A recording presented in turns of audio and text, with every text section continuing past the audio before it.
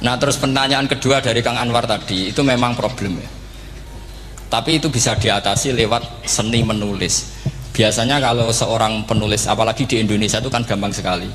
Kalau kata itu bisa bias atau majas, kan bisa dikasih tanda kutip. Dikasih tanda apa? Kutip. Itu memang nyata ya. Saya pernah berdebat berkali-kali. Saya kan satu tim ya dengan Pak Zaini, dia seorang profesor, juga pernah tanya Gus Wafi, putrane Mbah Mun saat di Syria. Zaman itu saya Robin Al-Buti masih hidup. Saya itu punya komunitas dokter. Ini cerita nyata ya. Yang dia tanya gini, Pak Bahak, kita-kita ini ahli embriologi dan tidak pernah ada ceritanya ada segumpal darah dalam proses embriologi. Yang ada itu sekian zigot yang berhasil nempel di dinding rahim itu nanti yang jadi janin. Jadi kalau kita ngaji ada segumpal darah itu menjadi aneh bagi kita karena proses itu tidak ada. Ya saya jawab enteng saja. Ya kan yang bilang segumpal darah itu kiai kan tidak Quran. Makanya benar Kang Anwar tadi yang ngomong itu mufasirnya atau kiainya yang terjemah. Kalau Quran hanya bilang min alakin, iqra bismi rabbikal ladzi khalaq, khalaqal insana min alaq. Alaq itu kan dari kata alaqa ya'liqu alaqon, sesuatu yang nempel itu namanya alaqa. Makanya di Alfiyah ada wa ulqatun hasilatun, ulqah itu sesuatu yang terkait atau yang menempel.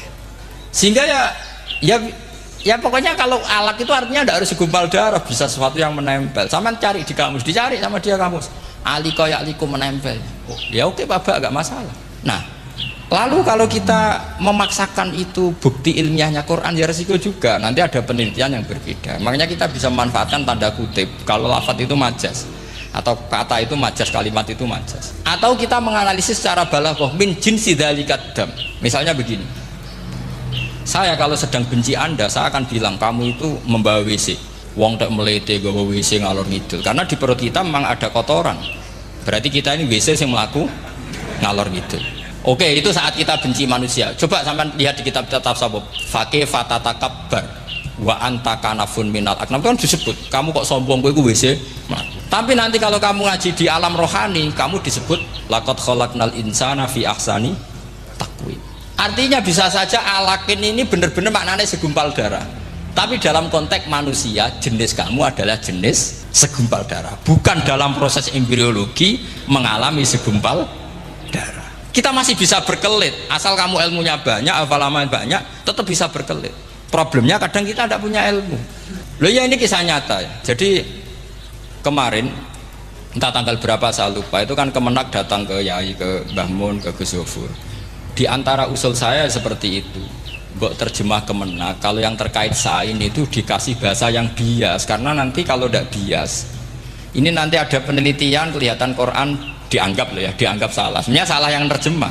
Atau kita yakin sesuai ilmiah, ternyata suatu saat ada penemuan yang berbeda. Kita bisa manfaatkan tadi seni menulis tadi, misalnya tanda kutip atau dipakai kata bias. Ya misalnya begini, contoh paling gampang tadi, misalnya kita bangga, misalnya Quran terbukti benar ketika mengatakan wa ja'ala bainahuma barzakha wa hijran mahjura, antara air tawar dan air laut itu ada pemisah.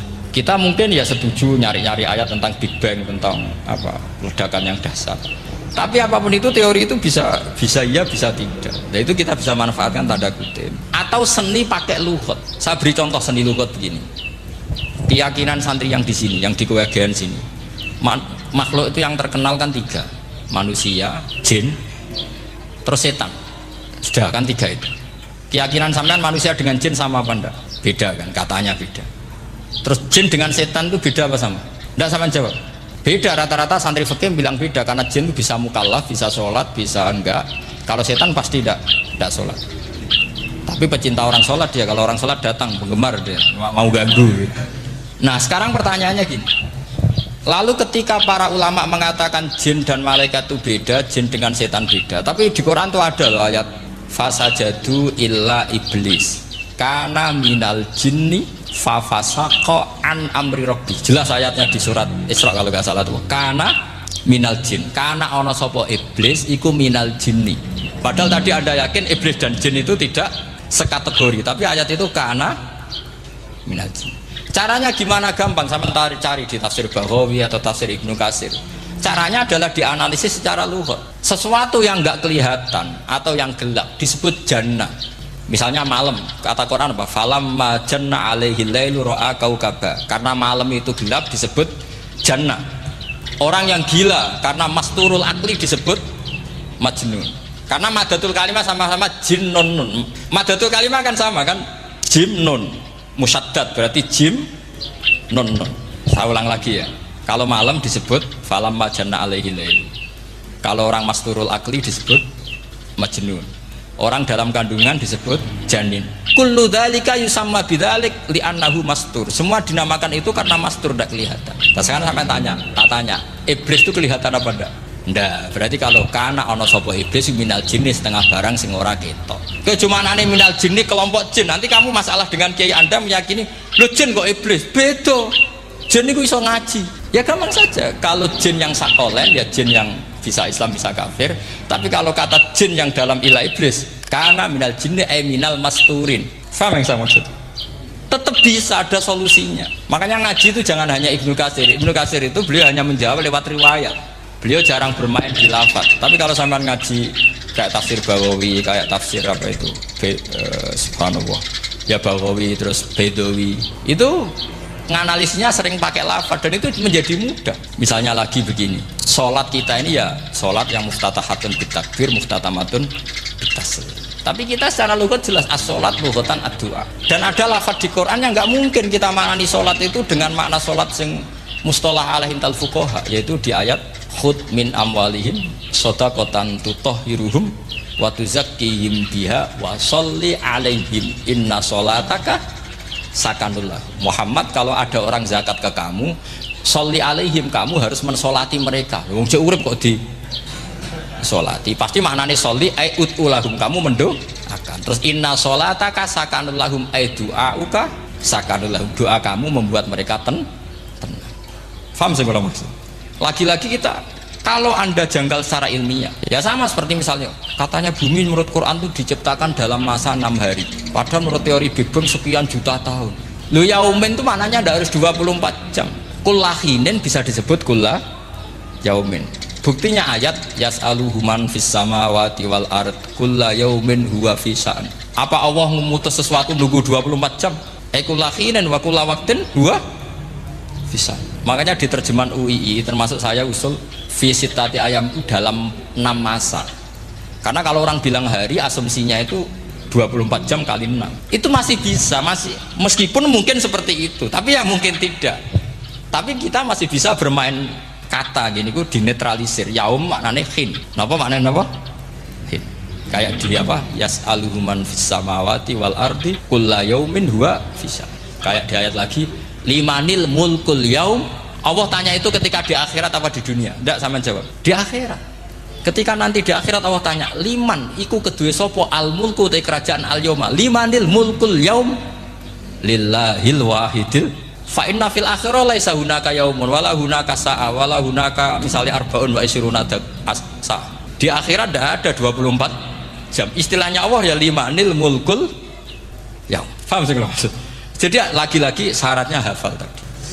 Nah, jadi artinya lafadz yaum dipakai di Quran berapa kali? Konteksnya apa saja? Ya saya kira demikian. Mungkin kita anggap cekap ya karena tadi apa? Ini Jumatan terus tak pikir tanya itu ya saya yang tanya itu karena itu tadi. Ya nggak apa-apa kalau masih ada yang tanya. Tapi saya pikir ya itu tadilah yang saya utarakan, saya kira cukup. Kalau ingin alim memang syaratnya harus hafal banyak terus. Ya kalau ndak ya itu tadi harus orang sudah tidak ada semua terus tinggal kita yang hidup itu pasti kita alim sendiri itu. Ya pilihannya hanya itu. Tapi kalau ingin kompetisi masih gampang lah. Di Kediri banyak orang alim, di Rembang banyak. Kan bisa cara Imam Bukhari al-luqi wal mu'asyarah, bisa sering ketemu lewat ngaji kilatan atau ngaji. Karena kiai banyak. Ada kiai fanatik khatam kilatan. Sekarang ya banyak kados ke saya itu. Ngaji butuh khatam itu barokah. Kan pernah mendengar ada kiai yang senang yang penting faham, ada kiai yang kebetulan nasibnya baik ya faham ya khatam, ada santri macam-macam, yang penting khatam, yang penting faham, yang penting ya penting untuk barokah. Terus repot aja nih, repot terus. Tapi yang penting itu saya mohon lah, kalau orang lain tahu Quran lewat terjemah, kita kalau bisa jangan. Kita ini ngaji Jalalain, ngaji tafsir Sawi, ngaji macam-macam. Saya itu kalau sinau tafsir itu tak ulang-ulang. Saya itu sampai lupa khatam jalan berapa kali itu sampai lupa. Karena itu tadi setiap saya baca pasti nanti analisisnya beda tadi. Misalnya budu robbakum. Kalau dalam konteks orang kafir jelas wahidu robbakum karena mereka masih melakukan isyrak. Tapi kalau orang Islam dibilang cong kamu ibadah, dawimu alal ibadah karena sudah Islam. Itu Imam Suyuti tidak konsisten. Tidak konsistennya karena beliau orang alim. Ya Yohanes kadang ditafsiri ahla Makkah. Memang saat itu konteksnya Makkah. Tapi dalam konteks Islam tentu wa ma arsalnaka illa kafatal lidasi basyira wa nadhira. Itu kan ulama. Kalau ingat asbabun nuzul ya Yohanes jelas ahla Makkah. Tapi kalau ingat umumul Quran nas ya kulan nas, bukan harus ahla apa? Makkah. Makanya ada fi tafsirin qala ahla Makkah, wa fi tafsirin akhar dia bilang ayyan nas. Ini yang mengulang-ulang akan paham karena konteksnya apa? Beda. Lagi-lagi ya tadi harus hafal. Ayuhan nas dipakai Quran berapa kali? Konteksnya apa saja? Makanya Ibnu Abbas ketika ditanya bagaimana perbedaan ayat Makkiyah dan Madaniyah, beliau enteng jawab. Biasanya kalau surat Makkiyah dimulai ya ayuhan nas karena mereka zaman itu masih kafir, belum berstatus mukmin. Kalau di Madinah rata-rata khitab sudah ya ayyuhalladzina amanu karena di Madinah mayoritas sudah mukmin. Tetap memanfaatkan proses dialek dan itu mudah. Memang kalau kita neliti terus mudah. Maknanya mudah itu tidak sulit. Ya memang Nabi begitu. Loh sampean kalau hafal hadis nanti akan ngomong seperti saya. Loh itu otomatis. Mestinya begini, Nabi itu ditanya, "Ya Rasulullah, dulani ala amalin gini-gini terus terakhir dia ya yudkhilunil jannah yang bisa masukkan saya ke surga." Nabi jawabnya itu inna dzalika yasir, itu gampang. Tapi terusannya yang enggak nguati alaman yassarahu. Oh, itu gampang dong bagi wong sing digampangno pangeran. Ora kok Nabi, wah ini sulit, enggak semua orang masuk surga. Nabi jawabnya inna dzalika yasir, itu gampang. Tapi terusannya alaman yassarahu. Ya mengen Quran adatnya ya gitu. Inna dzalika ala wa yasir, yaitu gampang. Bukan berarti kita nyepelekno ndak, memang ya itu tadi. Sesuatu sulit itu kalau kita tidak tahu rumusnya, kita tahu, cuma tidak mau. Sampean tahu kalau rumusnya ingin alim tafsir harus hafal Quran, hafal hadis, pernah ngaji etkon, ngaji ini, tahu, tapi kan nggak mau. Akhirnya mau takut, tok carane ngalim piye Gus? Asline ngerti, nak carane iku ngerti. Geleme sing raga. Nah, itu kan gitu. Ini kebetulan kenyek kan ngomong fakta biasa mawon, betul. Ya seperti kamu mau ke Jakarta kan jauh, tapi tetap gampang. Caranya beli tiket gini-gini ya kan. Ya kalau ingin alim tafsir satu hafal Quran. Dua minimal setengah hafal Jalalain. Nanti kalau Jalalain janggal kamu ngaji Sawi, karena banyak juga Jalalain yang diprotes sama Imam Sawi, dikritik. Itu kan wajar ya, sarah itu hanya membenarkan yang di matan ada masalah. Takrib kurang barokah ya, ada beberapa yang dibenarkan sarah. Kayak takrib ngendikan mabit bimina sunat apa wajib. Kalau di kitab Fathul Qorib sunat, di sarah dibenarkan, kalau yang benar itu wajib. Takrib bilang sholat jamaah itu sunat muakkadah, di sarah dibenarkan itu fardu kifayah. Ya sama di jalanan kadang ada masalah seperti itu. Imam Suyuti meyakini satu hal, sama sarah dibenarkan. Makanya ya Jalalain ya Sawi. Nanti setelah itu khatam semua, belajar tafsir Bawawi. Nanti kan alim sendiri. Apalagi di desa kamu tidak ada orang alim, wah hebat. Kak, kamu jangan hidup di sarang, di Lirboyo, di daerah-daerah. Jangan hidup di Kuwagen, nyari daerah yang aman, aman dari kontrol. Tapi yang jelas itu jawab dulu mudah. Kalau kamu menjawab sulit, kualat neraka. Lihat bagaimanapun Quran disifati Allah walaqad yassarnal Qur'ana lidzikri fahal mim mudzakir. Makanya saya tadi ngomong, kalau anda hafal seperti saya, pasti cara ngomong kayak saya. Kita mau ngomong Quran sulit tidak mungkin. Kita ini ingat kalau Allah mensifati Quran walaqad yassarnal Qur'ana. Fakaifa wasafahu bil yusri wa anta taqulu bil usri. Bagaimana Allah mengatakan yusrun kemudian anda mengatakan usr? Neraka sama bantah pangeran. Atau gini, kalau terpaksa ini sulit Gus, tapi sementara ini pokoknya tambahi gitu. Lah nanti ya masih sulit, tapi ya bisa saja tidak sulit. Karena tadi bukti kalau Quran mudah, orang kafir ketika dibacakan yang nangis banyak. Raja Najasyi sebelum Islam dibacakan surat oleh Ja'far bin Abi Thalib nangis. Inna hadza wa manazala ala Musa lamin miskatin wahidah. Ini dengan Taurat pasti dari pintu yang sama, dari nur yang sama. Miskat itu nur. Faham nangis. Sampai wa idza sami'u itu belum Islam loh ketika itu. Wa idza sami'u ma unzila ilar rasuli tara a'yunahum tafidu minad dam'i mimma arafu minal haq lagi yaquluna rabbana amanna. Artinya fahimu khina kanu fil kufr. Mereka faham ketika masih, karena muyassar, Quran itu muyassar. Faqih fala tafham wa anta tata'allam kutuba kadza wa kadza wa takhtimu kutuba kadza kadza. Kok ijek kadza. Lha ku entek kadzane. Ini bukan kritik, ini pelurusan. Sampeyan jangan sensitif. Kok cah wedok yang kandhani sensitif, mutung. Ini pelurusan. Jelas Quran disifati walaqad yassarnal Qur'ana lidzikri fahal mim muddakir. Dan itu nyata, saya ulang lagi itu nyata. Sampai yang saya ceritakan di makalah ini ada orang Bedui, ada seorang khotib khutbah fawarabbis samai wal ardi innahu lahaqqum misama annakum tantiqun. Arabinya tanya sama Pak Khotib, itu kan artinya kan demi Tuhannya langit dan bumi. Si Arabi tanya Pak Khotib, yang bikin murka Allah itu siapa? Kok sampai Allah terpaksa sumpah? Karena si Arabi tahu orang sampai sumpah itu pasti karena tersinggung. Kalau nggak tersinggung ngapain Anda sumpah? Dalam kehidupan sehari-hari kalau kita sampai sumpah itu karena tersinggung. Kita ditagih orang, ya sesuk tak sahur. Ditagih lagi bilang kita tak sahur. Nah, serap percaya banget, wallahi sesuk tak sahur. Kalau orang sumpah itu karena tersinggung. Ternyata betul.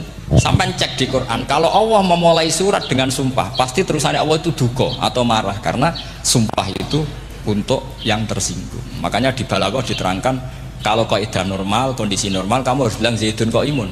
Kalau mukhatab ada indikasi tidak percaya, kamu bilang inna Zaidan qaimun. Kalau selalu kelihatan tidak percaya, kamu harus bilang wallahi inna Zaidan laqaimun. Ya enggak di ilmu balaghah. Lah ya itu kan Arabi saja paham. Kamu yang ngaji Johorul Makna tidak paham kan aneh. Makanya itu penting gitu. Lagi-lagi walaqad yassarnal Qur'ana lidzikri fahal